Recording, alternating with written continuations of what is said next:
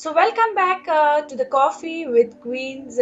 Friends, you have been seeing all our queens who are achievers and who have worked hard to be a queen, and they have been participating in number of pageants and they have achieved lots of things. We have introduced you lots of them, and in this season, we are getting another queen who is an achiever, and she is from Orissa. Her name is Krishan Priya Tripathi. So, welcome, Krishan Priya Tripathi.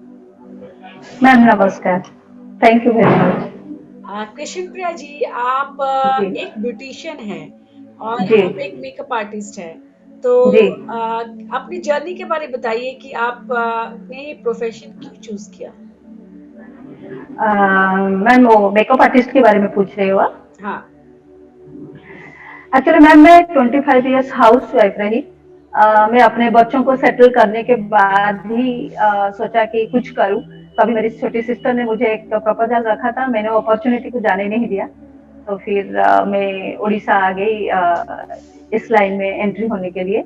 और फिर उसके बाद पहले तो मैं serious कभी नहीं लिया था इसी लाइन को। मुझे लगा था मुझे एंगेज होना है, तो मैं एंगेज हो गई क्योंकि बच्चे सेटल हो गए, कुछ करने के लिए नहीं था, तो मैं फिर एंगेज हो गई। तो 3-4 साल ऐसे ही चला गया।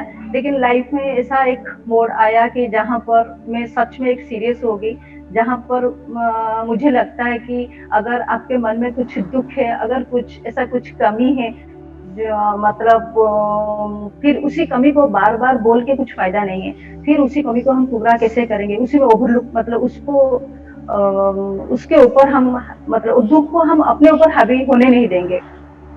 इसीलिए धीरे धीरे मेकअप लोगों को देखते देखते मैं फिर मेकअप के लिए मुझे प्यार हो गया।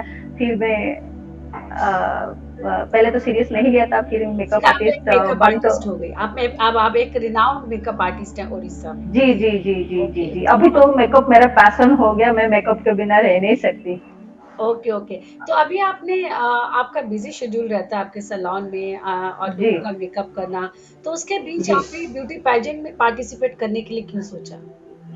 मैम जब मैं 50 साल की थी, 50 इयर्स तभी हुआ था, मुझे एक अपॉर्चुनिटी मिला मिसेस स्वयं सिद्धा में पार्टिसिपेट करने के लिए। पहले मैं सोचा था कि मैं क्या करूँ, मैं कर पाऊंगी या नहीं, क्योंकि मैं एक हाउस वाइफ थी, ज्यादा इतना बोल भी नहीं सकता, और इंग्लिश थोड़ा मेरे लिए प्रॉब्लम है, मैं क्या करूँ। लेकिन मेरे फ्रेंड ने मुझे हिम्मत दिया, पार्टिसिपेट करो। तो वहां पर जितने सारे कंटेस्टेंट थे, सब डॉक्टर इंजीनियर थे, ये लोग इतना इंग्लिश में बात करते थे, इतना स्मार्ट भी थे। मुझे लगा कि मैं उसके अंदर कहाँ जाऊंगी। फिर धीरे धीरे जैसे मैं एंटर करने लगी, फिर मेरे लिए थोड़ा रास्ता थोड़ा अच्छा हो गया। फिर जब हमारी इंट्रोडक्शन स्पीच आई, तो मतलब जो भी आया सब लोग इंग्लिश में बोल रहे थे, मुझे थोड़ा अनकंफर्ट फील हो रहा था कि मैं कैसे करूँ, क्या करूँ। फिर मैंने बोला कि ठीक है, उड़ीसा में हो रहा है तो अपना मातृभाषा उड़िया है, तो मैं उड़िया में ही बोलूंगी। वो मेरा पहला पेजेंट था, तो फिर मैंने उड़िया में बोला। फिर धीरे धीरे जैसे पेजेंट खत्म होने लगा, मुझे बेस्ट हेयर के लिए एक अवार्ड मिला। मैं तो खुश हो गई, चलो भाई मुझे एक अवार्ड मिल गया। तो जैसे जैसे कंपटीशन खत्म हुआ, first runners up, second runners up आनंद हो गया।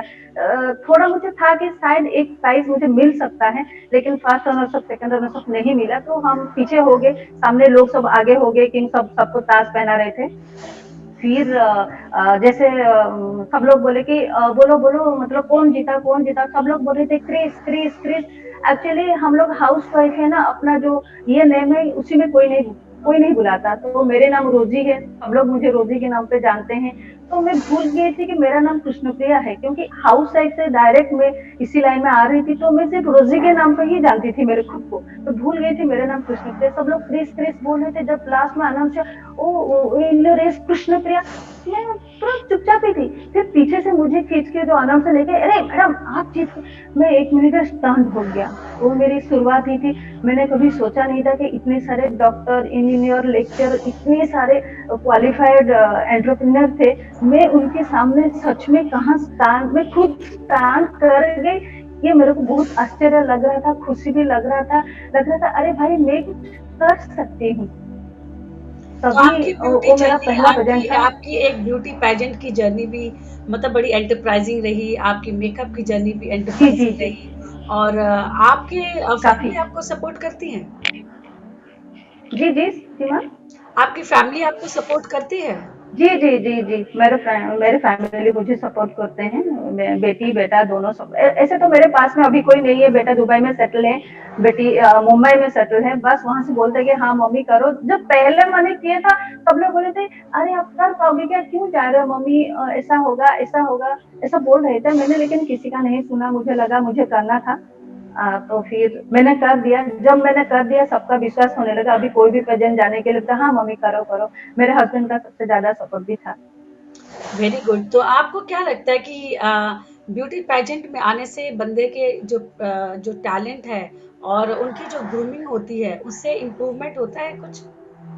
सच में मैम, सच में काफी इम्प्रूव होता था। मैं मेरी एग्जाम्पल है, खुद ले लो। आप अगर मुझे इसी बीच में फर्स्ट ब्यूटी पेजेंट के बाद कम से कम 5 पेजेंट जीत चुकी हूँ। मतलब पहले क्या है कि आप अगर कुछ बोलो तो मैं कुछ बोल भी नहीं पाती थी।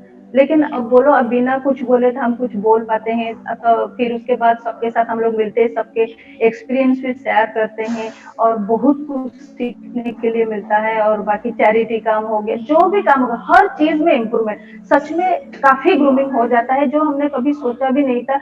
मैं एक हाउस वाइफ से मैं आज कहाँ पहुंच गई। सच में all credit goes to beauty pageant. जो हमने 5 पेजेंट जीता, सब क्रेडिट उसी में ही जाता है। कोई विश्वास तो करे ब्यूटी ना करे, पेजेंट्स के 56 की उम्र में। आपने आपने सारी जिंदगी हाउसवाइफ रहे, बच्चों को पाला, बच्चों को पढ़ाया, उनके उनका ध्यान रखा, और जी, आज 50 इयर्स के बाद आपने अपने सारे सपने भी पूरे किए। तो आज जी। आप अपने आप को कहाँ महसूस करते हैं, कहाँ पहुंच गई आप? मैम, सच में मैं खुद भी सोच नहीं पा रही हूँ कि मैं कहाँ पहुंच रही हूँ। जैसे एक दिन मुझे किसी ने बोला था कि आप अपना रिज्यूम दो। मुझे लगा कि मेरे तो पास कुछ है ही नहीं, मैं रिज्यूम क्या दूं।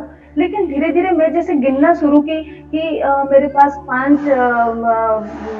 क्राउन है, इतने सारे ट्रॉफीज है। मैं 3 ओडिया पिक्चर में रोल कर चुकी हूँ, प्रगति एक मिल्क आड़ में मैं आड़ कर चुकी हूँ।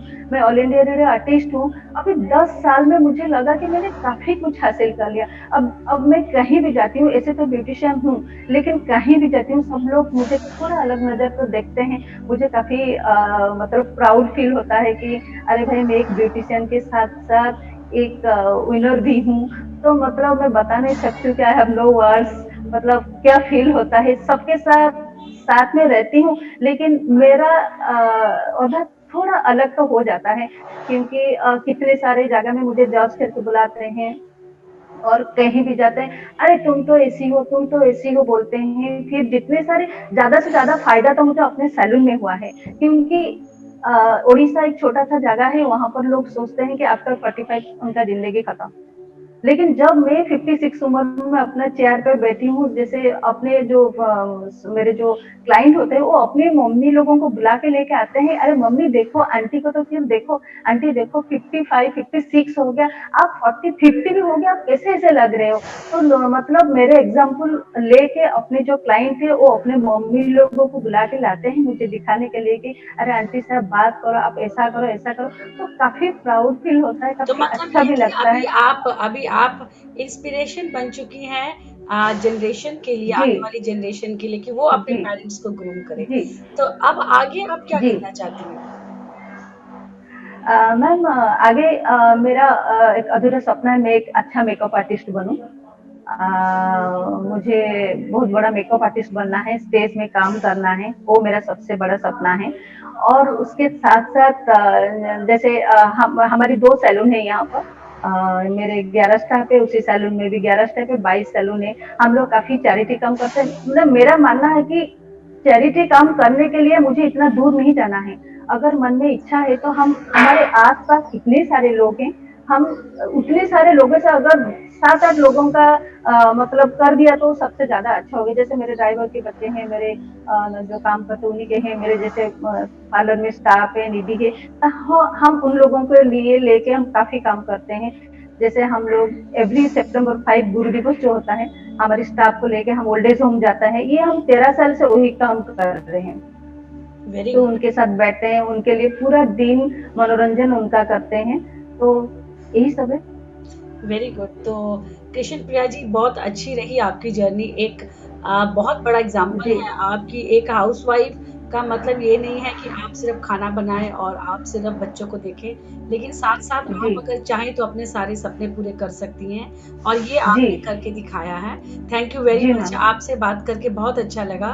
एंड जी ma'am. You are inspiration to everyone. So friends, आपने देखा कैसे कृष्ण प्रिया त्रिपाठी जी एक हाउसवाइफ होते हुए भी अपनी सारी रिस्पॉन्सिबिलिटीज पूरी की, बच्चों को पढ़ाया, बच्चों को बड़ा किया, उनके मैरिज करवाई, उनको सेटल करवाने के बाद अब उन्होंने अपने सारे सपने पूरे किए हैं। वो एक ब्यूटिशियन है और साथ साथ एक ब्यूटी पैजेंट तो क्राउन होल्डर भी हैं, टाइटल होल्डर भी हैं, और चैरिटी भी करती हैं। उनका कहना है कि चैरिटी बिगिंस फ्रॉम होम।